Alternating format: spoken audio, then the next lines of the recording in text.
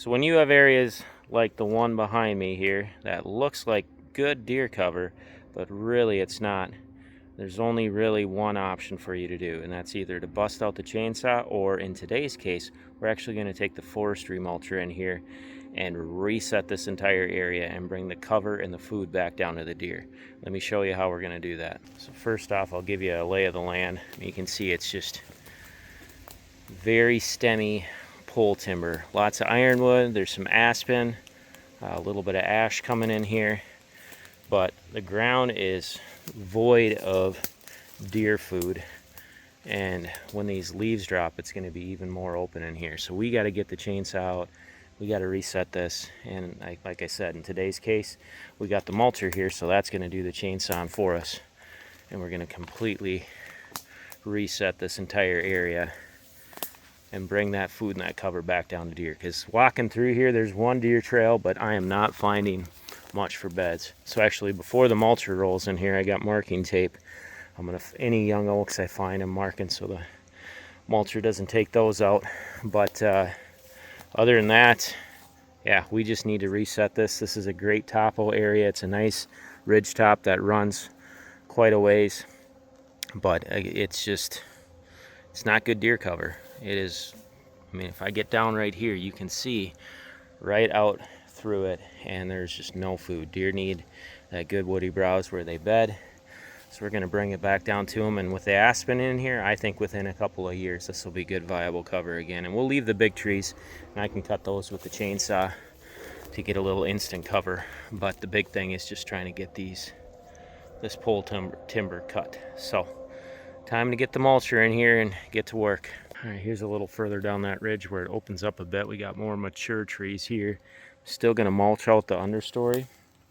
And once that understory is cut out, we'll come back through with the chainsaw and knock down these mature trees. So we'll get instant bed in here. This is going to be a spot that'll hold deer already this year. But we got to get these, with the mulcher here, it's going to go way faster than me with the chainsaw.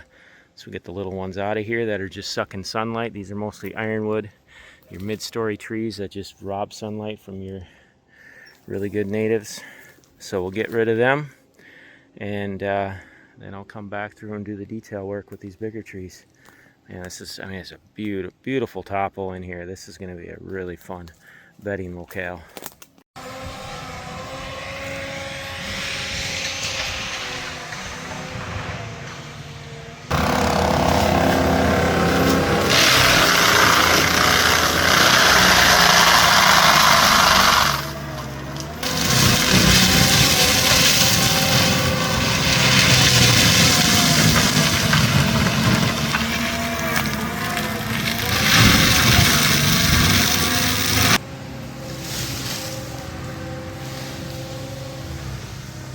Alright, it's day 2 of this project.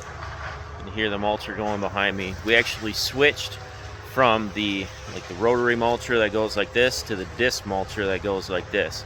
It's not a brush hog, this is a disc mulcher, still a very expensive attachment that absolutely eats trees. But we thought we could go even faster with the disc mulcher, so we decided to switch to that as we continue to knock in this bedding area. All right, let me show you what this disc mulcher can do.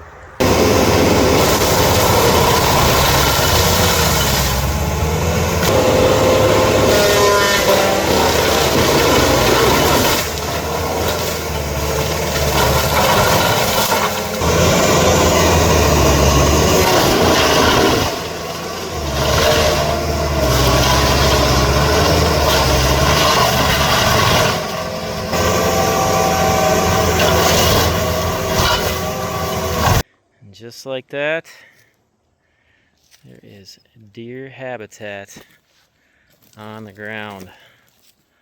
Look at that. So this was the one spot of the side of the cut we didn't have trees to work with, but man, this thing is huge. Got to be over 2 acres. I said it might be the biggest bedding area I've ever created, but the topo was so fantastic that I wanted to take advantage of all of it. And that was a huge limiting resource on this property, was that there wasn't good cover. So we changed that. Look at all this. Tons of good canopied beds. Trees hinge pretty well in here. I can't wait to get up in the thick of this one because it just set up awesome. All kinds of good stuff going on. Another little canopied bed right there.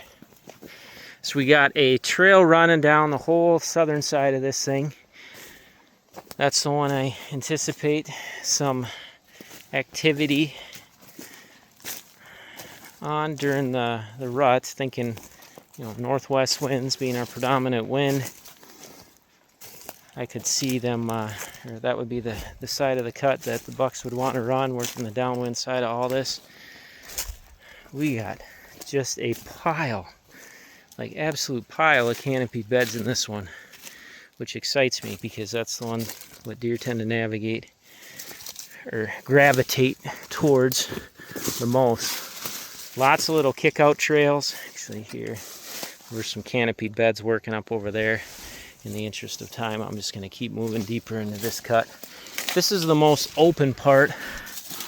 The cut right here, we had aspen here, so of course we flush cut those, got them down, because we want this whole open area right here to regenerate into aspen, which it will. You cut aspen, that's what happens. Another little canopied area right in here, good escape cutting out this direction. Let's see if it works out this way. I had help on this cut. We did obviously got did the mulching before we knocked this thing all down. So Jake of Timberline Brush Management was in on that part of it. But then I had a buddy that helped do the cutting. He actually cut a lot of these trees because I worked on a couple of other bedding projects. Well, he started over here. Look at nice escape working out that way. I'll just cut this way. This thing is massive. I mean, I could work through a bunch of stuff over there, a bunch of stuff here, a bunch of stuff over there.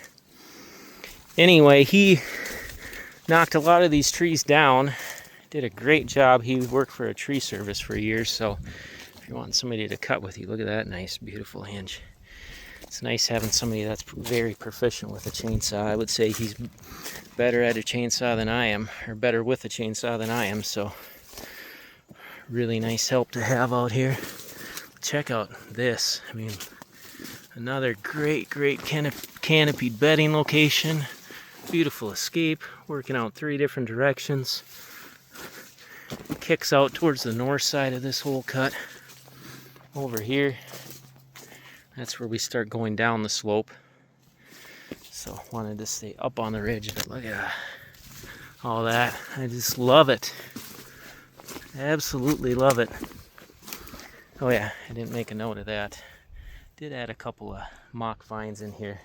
Had a couple pieces left over, and just trying to give the deer every incentive they need to utilize this cut.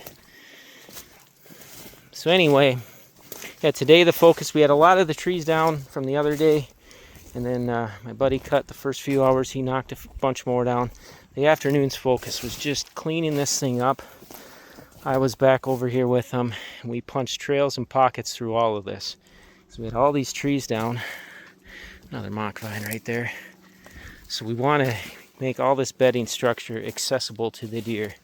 We don't want to lose too many spots where it just gets too thick that they can't use it. So spent a lot of time cutting down timber. Look at that beautiful bed right there. Cutting the down timber and punching holes through this whole thing. So the main types of trees in here, basically we're cutting basswood, ash, and elm. Now the ash are notorious for barber tearing, so if you're trying to hinge cut those, stick to the smaller ones. Basswoods, the bigger ones don't hinge great either, but elm are phenomenal for hinging. So whenever we came up on an elm, like right there, actually wait, no, that's a basswood. That's a basswood that just made a nice hinge. Whenever we came up on an elm, that's definitely one we hinged. Nice little bed right here, beautiful canopy, good escape working out to the southern side, and this whole thing just set up awesome. Another good bed right there. Whoops, looks like we had one tree come down. Create a dead end. I'll fix that when I'm done with the video.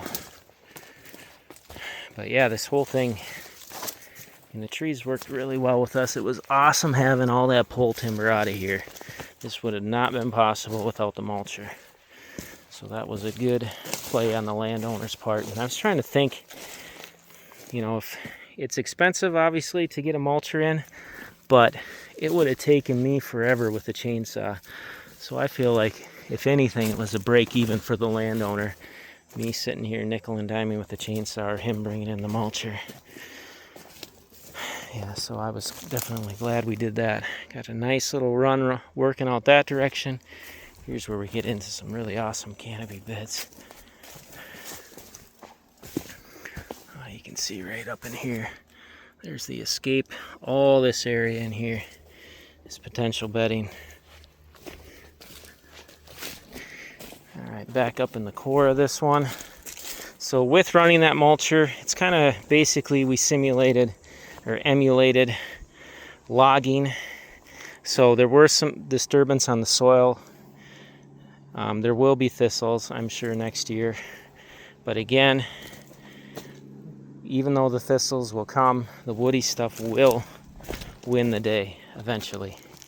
On ours, we logged and I had a flush of thistles that first couple, 2-3 years after the logging. But once the there's some, look at it, we got nice canopied beds working all the way up through here. Looks awesome.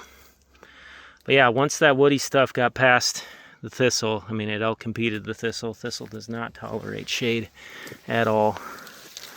So by letting that woody stuff just continue to grow, it will choke out the thistle. So, and we had no deer habitat here before. Even if we have to put up with thistle for 2-3 years, it's worth it in the long run once this whole area fills in. So yeah, big runs all the way through here. Plenty of little canopied locations. Got a nice trail working out this way. We did open up some oak trees. And I got some thunderheads popping, it looks like. You can kind of hear some rumbling off in the distance. But open up some nice oak trees.